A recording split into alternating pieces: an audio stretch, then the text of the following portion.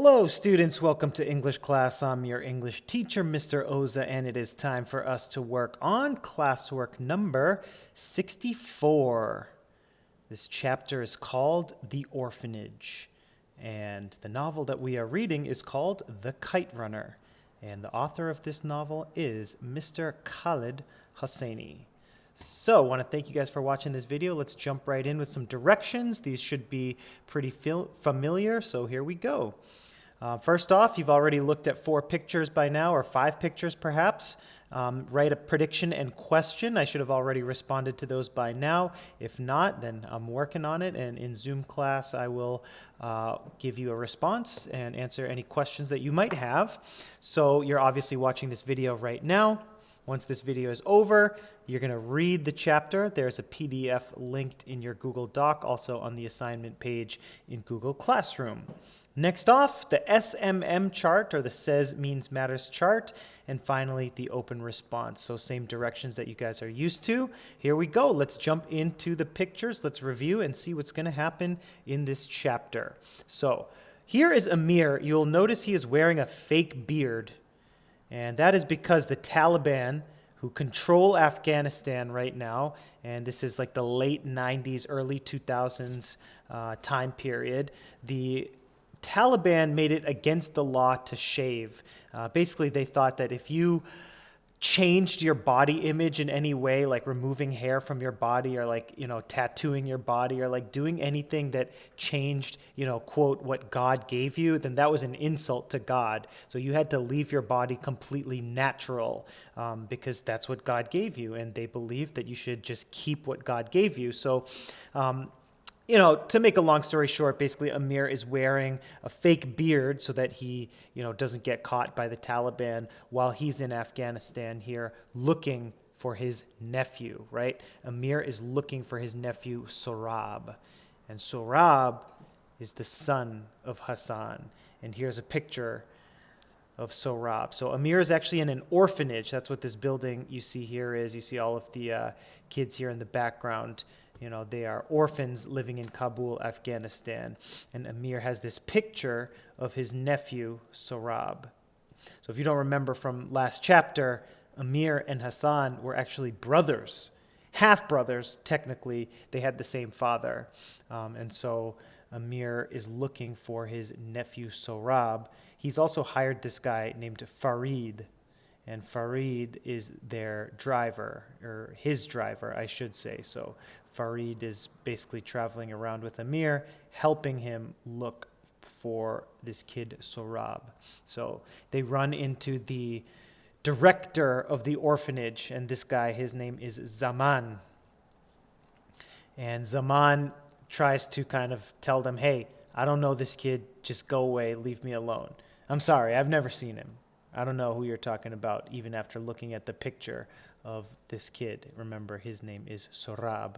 And so Amir is like, oh boy, what am I going to do? What am I going to do? Farid actually threatens him. This guy says, I know you know something. Zaman admits that he did have Sohrab in this orphanage. He admits that he knows Sohrab, and he's very sad and very regretful over the fact that he sold Sohrab to a leader of the Taliban. So this is actually a flag that you see here, white background, black writing. This is a flag that says Taliban. And so the Taliban used this flag to represent themselves. So Zaman actually sold the boy to the Taliban.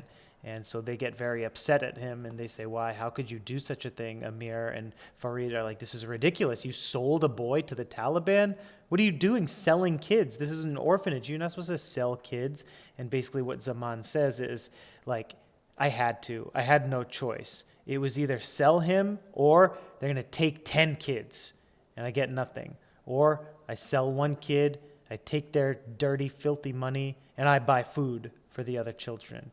And so it's a tough choice, right? He's saying, if he doesn't listen to these Taliban members, these guys with the assault rifles, then 10 kids will be taken from him, and he gets nothing. Well, if he sells one kid to the Taliban, he gets some money and is able to feed the other children. And they're like, damn, that's tough.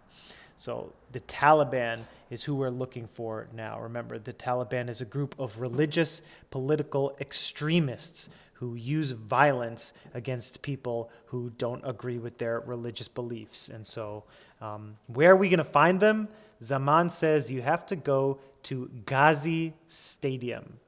Ghazi Stadium is the biggest stadium in the country. This is where they play soccer primarily. And he says, look for this man wearing dark sunglasses. You find this guy wearing dark sunglasses, he's your man. He's the one who has the kid. He'll be the one making speeches at halftime of the soccer game. So look for him and you can find him. So our quest continues. We're looking for Sohrab. We're looking for this boy. And so far, all that we know is that he's somewhere, with this Taliban member.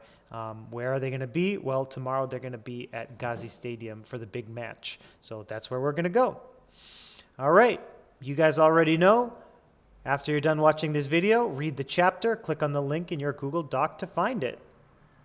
Then you're going to fill out your chart. We've done this a bunch of times before. Just remember to look at the descriptions here up at the top so that you know what the instructions are for each part of the chart, right? In the middle column, you give me a description in your own words of what's happening. In the left side of the chart, quote, direct quote from the book. And I even give you the page number where you can find the quote. So you just match up the description with a quote from the book. All right. And then on the on the right side, explain why it matters. Why is it important? Why is it interesting? Your own opinion.